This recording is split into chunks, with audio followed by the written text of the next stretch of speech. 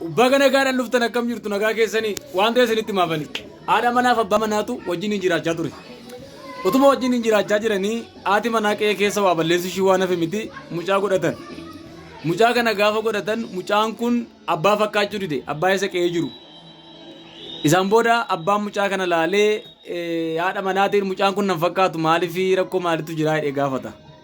Lakki si fakkaataa jettiin lakki na fakkaatu jedhan lakki si fakkaataa jettiin lakki na fakkaatu oduma waliin jedhanii chaalenjii guddaan mana keessatti uumame.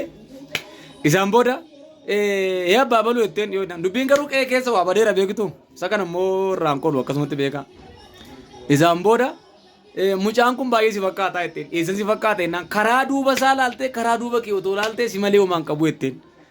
Yaa karaa duuba abbaa fakkaataa jechaadha. Kanaafuu abbaan duuba isaa garagaree laaluu hin danda'u duuba ilma isaa laaletti duuba isaa immoo tilmaamee mucaan kiyya duubni isaa akkana erga fakkaate duubni koo akkana fakkaate jedhee tilmaamee jechaadha. Agartanii karaa duubatti immoo karaa fuulduraatti isin waaqayyoon fakkaattu.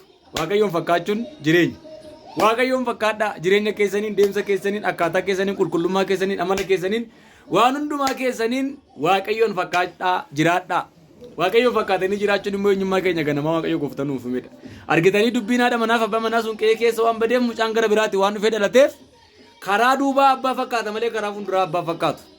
Karaa gubbaa waaqeffattoota yookaan immoo warra waldaa wala fakkaattu karaa keessaa karaa biraa immoo waan biraa warri fakkaatan Yesuus dhufee balbala irra ga'eera of qopheessaa.